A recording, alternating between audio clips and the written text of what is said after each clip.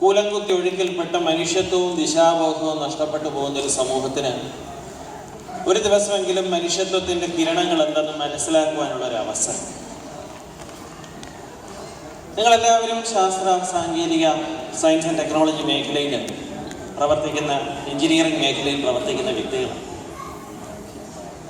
മനുഷ്യന്റെ ജിജ്ഞാസയുടെ ശ്രീകോവിലിൽ കൊളുത്തിയ ഭദ്രദീപം എന്നാണ് ശാസ്ത്രത്തെ വിളിക്കുന്നത്. സയൻസ് ഈസ് ഹ്യൂമൻ എൻക്വയറി എന്നാണ് പറഞ്ഞത്.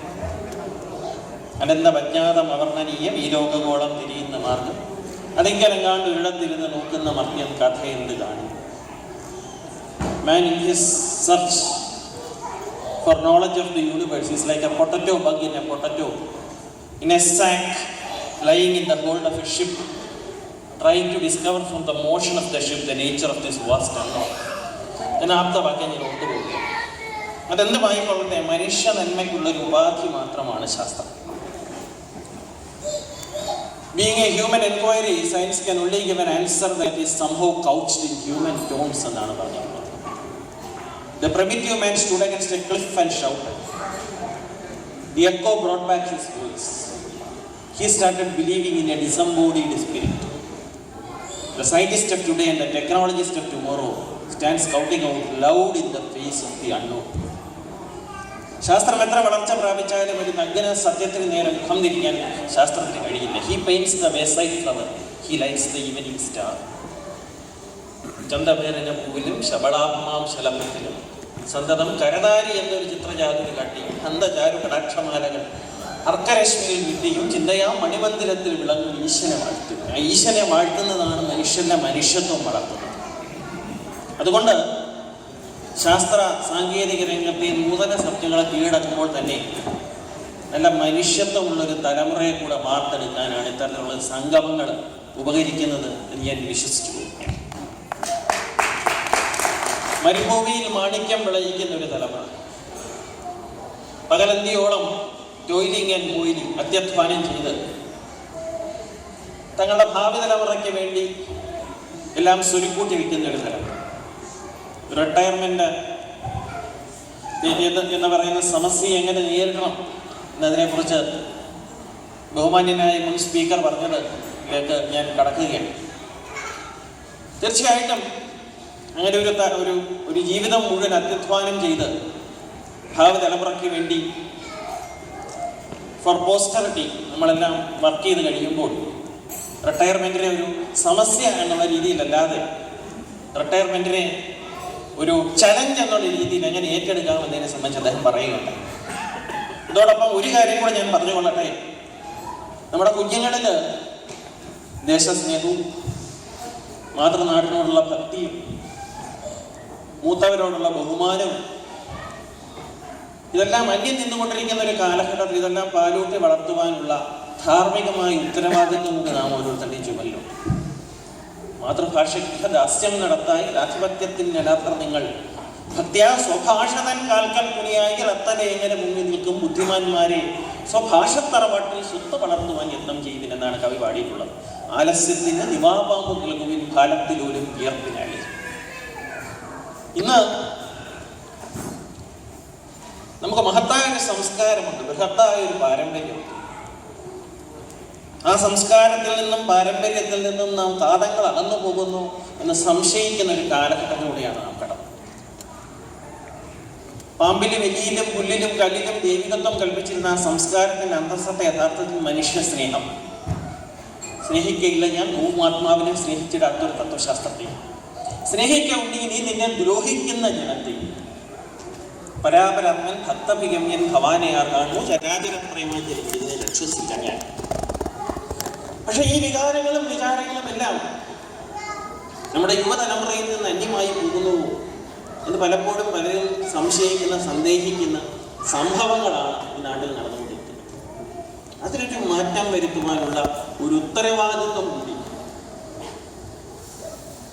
50 കടന്ന് എൻ്റെ ജനറേഷനൊക്കെ ഗൃഹസ്ഥാശ്രമത്തിൽ നിന്ന് വാനപ്രസ്ഥത്തിലേക്ക് പ്രവേശിച്ചുകൊണ്ടിരിക്കുക.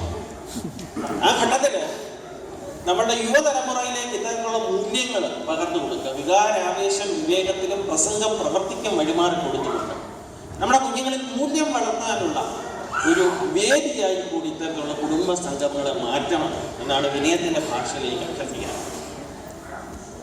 അടിയനിക്കും ഉണ്ടാം ജന്മമെന്നാൽ അതെല്ലാം അടിമുതൽ മുടിയോളം നിന്നിലാവേണ്ടതായി എന്നാണ് ഉള്ളൂർ പറഞ്ഞിരിക്കുന്നത്. എന്നാൽ കഷ്ടകരമെന്ന് പറയട്ടെ, ആ സ്ഥിതിവിശേഷം നമ്മുടെ യുവതലമുറ നിരന്തരമായ വിഷാദത്തിൻ്റെ നിതാന്തമായ നിരാശതാബോധത്തിൻ്റെ കരകാണാക്കയങ്ങളിലേക്ക് മുങ്ങിപ്പോകി താഴുന്നൊരു സ്ഥിതിവിശേഷം. ആ സ്ഥിതിവിശേഷത്തിൽ നിന്ന് അവരെ കരയായിട്ടിരിക്കും. ഏത് ദൂസര സങ്കല്പത്തിൽ പിറന്നാലും ഏത് യന്ത്രവൽകൃത ലോകത്തിൽ വളർന്നാലും മനസ്സിലുണ്ടാവട്ടെ ഗ്രാമത്തിൽ വെളിച്ചവും മണവും മമതയും ഇത്തിരി കൊന്നപ്പൂ. വിഷു കടന്നു പോയിട്ടേ ഉള്ളൂ. അപ്പൊ ആ ഗ്രാമത്തിന്റെ വെളിച്ചവും മണവും മമതയും അവർക്ക് പകർന്നു കൊടുക്കുവാൻ നമുക്ക് സാധിക്കും. ആ പുഷ്പമേ അധികതുങ്ക പദത്തിൽ എത്ര ശോഭിച്ചിരുന്ന ഒരു രാജ്ഞ കണക്കേനി എന്ന സത്യം മനസ്സിലാക്കാൻ അവർക്ക് കഴിയും. തുഞ്ചന്റെ തത്തയും കുഞ്ചന്റെ തുള്ളലും എന്താണെന്ന് നമുക്ക് മനസ്സിലാക്കാൻ കഴിയും. മമ മുന്നിലെത്തുക മലയാള കവിത എന്നാണ് കവി പാടിയിട്ടുള്ളത്. എങ്കിൽ മാത്രമേ അവർക്ക് യഥാർത്ഥ മനുഷ്യരായി വളരാൻ സാധിക്കുന്നു. ഇപ്പൊ സയൻസ് ആൻഡ് ടെക്നോളജി അനുദിനം വളർച്ച പ്രാപിക്കുന്ന ഒരു കാലഘട്ടത്തിലൂടെ നാം കടന്നു. പക്ഷേ കോടി ശതാബ്ദങ്ങൾ മണ്ണുവാര്യങ്ങളും ചൂടി നടന്ന് വളർന്ന പാർശ്വങ്ങളിൽ പണ്ട് യുഗങ്ങളെ നിർമ്മിച്ചെടുക്കുവാൻ ഇന്ത്യ പശമണ്ണെടുത്ത പാർശ്വങ്ങളിൽ മായാത്ത കാൽമുദ്ര കുത്തി ഹിമാദ്രിതൻ മാറിൽ പ്രപഞ്ചം അവന്റെ കാലിച്ചോട്ടിലായി എന്നൊരു സ്ഥിതിവിശേഷം സംജാതമായപ്പോൾ നമ്മൾ കാട്ടിയ വേക്കൂത്തുകളാണ് ഇന്ന് ഗ്രീൻ ഹൗസ് ഇഫക്റ്റിനും ഓസോൺ പാളിയിലെ വെള്ളലിനും എല്ലാത്തിനും കാരണമാണ്. ഞാനിപ്പോൾ കൃഷി വകുപ്പിലാണ് ജോലി ചെയ്യുന്നത്. കാർഷിക ഉൽപാദന കമ്മീഷണർ, കൃഷി വകുപ്പ് പ്രിൻസിപ്പൽ സെക്രട്ടറിയാണ്. ഇപ്പൊ കൃഷി വകുപ്പ് ഓർഗാനിക് അഗ്രികൾച്ചറിലേക്കും സേഫ് ടു ഈറ്റിലേക്കും ഗുഡ് അഗ്രികൾച്ചറൽ പ്രാക്ടീസിലേക്കും നീങ്ങുന്ന ഒരു കാലഘട്ടത്തിലൂടെ നാം കടന്നു. വേറൊരു ഭാഷയിൽ പറഞ്ഞാൽ പ്രകൃതിയിലേക്ക് മടങ്ങുന്ന ഒരു കാലഘട്ടം. നമ്മുടെ ഒന്നാം ഹരിത വിപ്ലവം വരുത്തി വെച്ച വിനകളെ കുറിച്ച് നമ്മൾ കൂടുതൽ ബോധവാന്മാരായിക്കൊണ്ടിരിക്കുന്ന ഒരു കാലഘട്ടം. നമ്മുടെ മണ്ണിനെയും ജലത്തെയും എല്ലാം മലീമസമാക്കുന്ന ഒരു വികസന സംസ്കാരമല്ല പ്രത്യുത. പ്രകൃതിയും മനുഷ്യനും ഒരു നാണയത്തിൻ്റെ രണ്ട് വശങ്ങളാണെന്നും അവ പരസ്പര പൂരകങ്ങളാണെന്നും വിശ്വസിക്കുന്ന ഒരു വികസന സംസ്കാരമാണ് കാലഘട്ടത്തിൻ്റെ ആവശ്യം എന്ന സത്യം ലോകമെമ്പാടുമുള്ള കൃഷിശാസ്ത്രജ്ഞർ മനസ്സിലാക്കിക്കൊണ്ടിരിക്കുന്ന ഒരു കാര്യം. നിങ്ങൾക്കറിയാം, ഓർഗാനിക് അഗ്രികൾച്ചർ വളരെയേറെ ഒരു ബസ് വേർഡായിട്ട് തീർന്നിരിക്കുന്ന ഒരു കാലഘട്ടമാണ് ആഗോള തലത്തിൽ. ഈ കഴിഞ്ഞ ഫെബ്രുവരിയിൽ ജർമ്മനിയിലെ നുറംബർഗ് എന്ന് പറയുന്ന സ്ഥലത്ത് ഓർഗാനിക് അഗ്രികൾച്ചറുമായി ബന്ധപ്പെട്ട നിരവധി വ്യക്തികൾ ഒത്തുകൂടിയുണ്ട്. കൂട്ടത്തിൽ പങ്കെടുക്കാൻ ഭാഗ്യം എനിക്കും സിദ്ധിച്ചു. ക്യൂബ പോലുള്ള ചില രാഷ്ട്രങ്ങൾ അക്കാര്യത്തിൽ വളരെ മാതൃക കാണിച്ചിട്ടുണ്ടെന്നാണ് ആ ആഗോള സമിറ്റിൽ നമുക്ക് മനസ്സിലാക്കാൻ കഴിയും. ജനപങ്കാളിത്തത്തോടെ സഹകരണ പ്രസ്ഥാനത്തെ പൂർണ്ണമായും വിനിയോഗിച്ചുകൊണ്ട് ആ നാട്ടിലെ ഒരു ഇഞ്ച് ഭൂമി പോലും തരിശിടാതെ പൂർണ്ണമായും ഓർഗാനിക് രീതിയിലുള്ള പച്ചക്കറികളും മറ്റ് തരത്തിലുള്ള കാർഷിക ഉൽപ്പന്നങ്ങൾ അവരുണ്ടാക്കിയത് മൂലം ക്യൂബയ്ക്കെതിരെ എംബാർഗോ പ്രഖ്യാപിച്ചിരുന്ന USA പോലും തടയാൻ പറ്റാത്ത രീതിയിലുള്ള ക്വാളിറ്റിയുള്ള പ്രോഡക്ട്സ് ഉത്പാദിപ്പിക്കാൻ കഴിയും. ഇതിൻ്റെ പിന്നിൽ എന്താണുള്ളത്? ഇതിൻ്റെ പിന്നിൽ യഥാർത്ഥത്തിൽ ജനങ്ങളിൽ അന്തർലീനമായ ആ ശക്തി,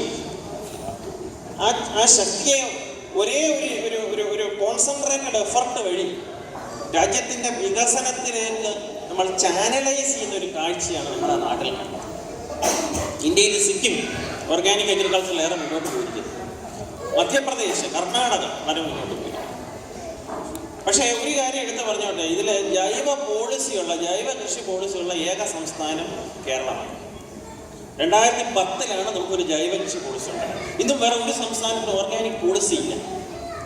പക്ഷേ നമുക്കത് ഉണ്ടായി 7 വർഷം കഴിഞ്ഞിട്ടും അതൊരു പ്രായോഗിക തലത്തിനെ താനയിക്കാൻ കഴിഞ്ഞിട്ടില്ല.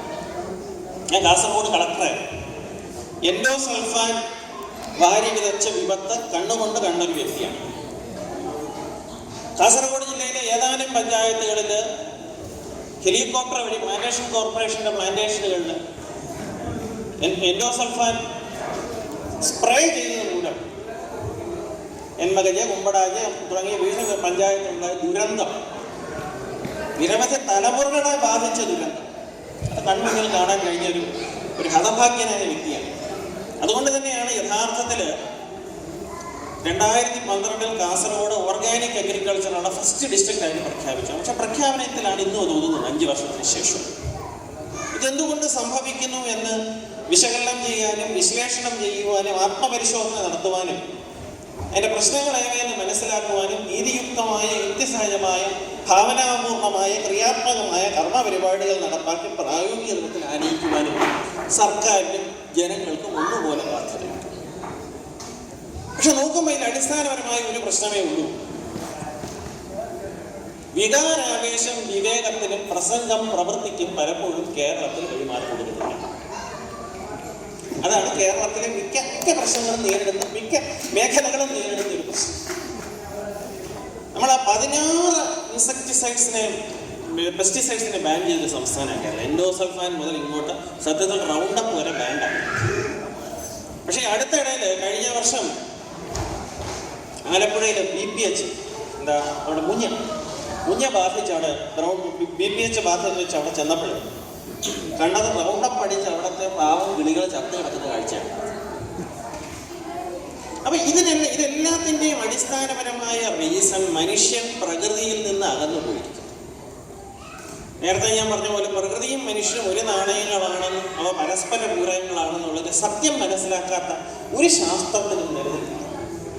അവിടെ ശാസ്ത്ര സാങ്കേതിക രംഗത്ത് നൂതന സത്യങ്ങളെ കീഴടക്കിയ സയൻസ് ആൻഡ് ടെക്നോളജി മേഖലയിൽ വർക്ക് ചെയ്യുന്ന നിങ്ങളോട് ഓരോരുത്തരോടും എനിക്ക് അഭ്യർത്ഥിക്കാനുള്ളത് ഒരു കാര്യമേ ഉള്ളൂ.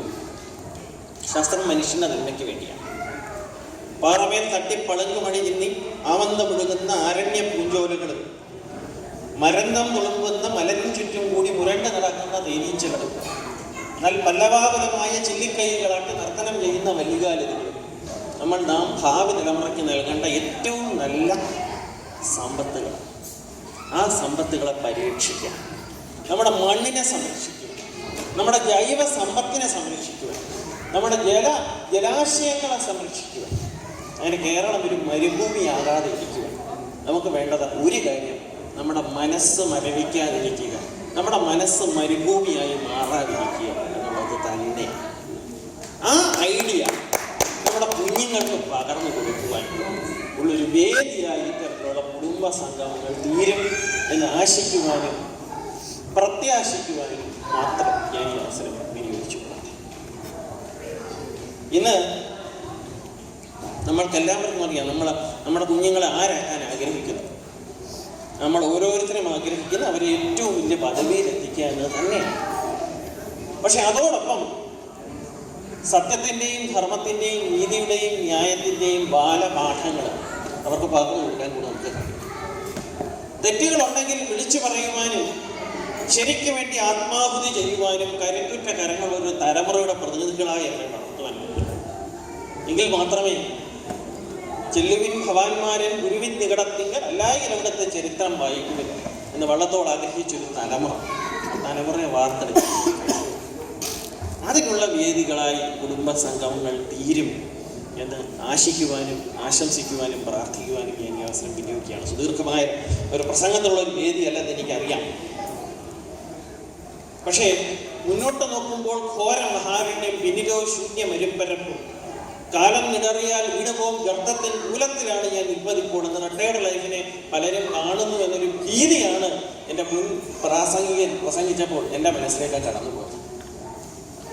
ഏതായാലും ആ ഭീകരമായ ആ സ്ഥിതിവിശേഷം ഉണ്ടാവാതെ ഇരിക്കുവാൻ എന്നുള്ളിൽ എന്തും ചിറകടിച്ചാർത്തുന്ന മുന്നിൻ കിളിയെ പുറത്തയച്ചിടുവാൻ നീടുറ്റരാഗ പരവശനാകും ഈ നിഹാര നിർക്കണം നീരാവിയാകുവാൻ അനന്തദീപം കൊളുത്തി ഉലകിരി ഞാൻ എന്ന പാഴി നിഴൽ വായിച്ചു കളയുവാൻ എത്ര ദിനകരമണ്ഡലം മേലിത് മസ്തശൈലത്തിൽ തടഞ്ഞു എന്ന് ഇന്നത്തെ തലമുറ അവനവനോട് തന്നെ പറയാതിരിക്കുവാൻ ഇടയാകുമാറാകട്ടെ. ജോലിക്ക് ശേഷവും കർമ്മനിരതനാകുവാൻ റിട്ടയർഡ് ലൈഫിൽ തീർച്ചയായിട്ടും വേദികളുണ്ടെന്ന് തെളിയിക്കുവാൻ ഇവിടെ നമ്മുടെ മുന്നിലിരിക്കുന്ന ഓരോരുത്തർക്കും റിട്ടയർഡ് ലൈഫ് ഒരു യാഥാർത്ഥ്യം. ഇന്നല്ലെങ്കിൽ നാളെ നമ്മുടെ മുന്നിൽ നേരിടുന്നൊരു യാഥാർത്ഥ്യം. എക്സ്പെക്റ്റൻസി ഓഫ് ലൈഫ് കൂടിയത് കൊണ്ട് റിട്ടയർഡ് ലൈഫിൻ്റെ പീരീഡും കൂടി സത്യമാണ്. പക്ഷെ അത് ഫേസ് ചെയ്യാനുള്ള ചങ്കൂറ്റം നൽകുക. മതിയൻ ആശയം നിന്നെ കൂടിയും വിഴുകുവാൻ ചതിയനാളുള്ള കാലമാം കാളസർപ്പം എന്നാണ് ഇടപ്പള്ളി പാടിയിരിക്കുന്നത്. അങ്ങനെ ആ ആശയെ പോലും വിഴുങ്ങുന്ന കാലമാം കാളസർപ്പത്തെ അതിജീവിക്കുവാനുള്ള ശേഷിയും ശേമുഷിയും കൂടി ഈ വർക്കിംഗ് പീരീഡിൽ നേടിയെടുക്കാനില്ല. അതിനുള്ള ഈ പറഞ്ഞോട്ടത്തിൽ അതിനുള്ളൊരു മനുഷ്യത്വത്തിൻ്റെ വേദികൾ വളർത്തിയെടുക്കും. ഇതിൻ്റെ ഒരു ബേസിക് റീസൺ, ഇതെല്ലാത്തിൻ്റെ ഒരു ബേസിക് റീസൺ ഒരു ഉപഭോഗ സംസ്കാരത്തിൻ്റെ കൂലംകുത്തി ഒഴുക്കിൽപ്പെട്ട നമ്മുടെ മനുഷ്യത്വം നഷ്ടപ്പെട്ടാണ്. ആ മനുഷ്യത്വത്തെ നമ്മിലേക്ക് ആവാഹിക്കുവാൻ ഒരു വേദിയായി ഇത് തീരുമാനം ഇടയാകുമാറാകട്ടെ എന്ന് പ്രാർത്ഥിക്കുന്നു. പെട്ടെന്നൊരു കൊട്ടേഷൻ മനസ്സിലേക്ക് വരുന്നു. നമ്മുടെ ഇനിയാൻ ഉറങ്ങട്ടെ എന്ന പ്രശസ്തമായ ഗ്രന്ഥത്തിൽ ബാലകൃഷ്ണൻ കുറിച്ചിട്ട വരികൾ: സഹസ്രയുഗങ്ങളായി തൻ്റെ വക്ഷത്തിൽ നിന്ന് നിത്യേന സൂര്യബിംബത്തെ ആകാശത്തേക്ക് എടുത്തുവിടുകയും പ്രപഞ്ചത്തിൻ്റെ അവിരാമമായ വൃദ്ധക്ഷയ പ്രക്രിയയ്ക്ക് ശ്രുതി ചേർത്ത് പ്രവഹിക്കും. ഹിമവത്ഗിരിയുടെ കരളലിഞ്ഞു വാർന്ന കണ്ണീരിനെ ദുഃഖാർത്ഥനായ മനുഷ്യൻ മർദ്ദുന്ന കണ്ണീരിനോട് കൂട്ടിക്കലർത്തി ഒഴുകുകയും ചെയ്ത ഗംഗാപ്രവാഹം പോലെ നിർമ്മലമായ മനസ്സുള്ളൊരു തലമുറയാണ്. അത്തരത്തിലുള്ള തലമുറകളെ വാർത്തെടുക്കാൻ തീർച്ചയായിട്ടും ഇത്തരത്തിലുള്ള സംഗമങ്ങൾക്ക് മാത്രമേ സാധിക്കൂ. സയൻസിൻ്റെയും ടെക്നോളജിക്കും അത്തരത്തിലുള്ള മനുഷ്യരെ വാർത്തെടുക്കാൻ കഴിയും. അതുകൊണ്ട് തന്നെ ഈ സംഗമത്തിൻ്റെ സംഘാടകർ തീർച്ചയായിട്ടും അനുമോദനം അർഹിക്കുന്നു, അഭിനന്ദനം അർഹിക്കുന്നു. അവർക്ക് അനുമോദനത്തിൻ്റെയും അഭിനന്ദനത്തിൻ്റെയും മറുമലരുകളും പാടാമറ്റുകളും അർപ്പിച്ചുകൊണ്ട് ഞാൻ എൻ്റെ വാക്കുകൾ ഉപസംഹരിക്കുന്നു.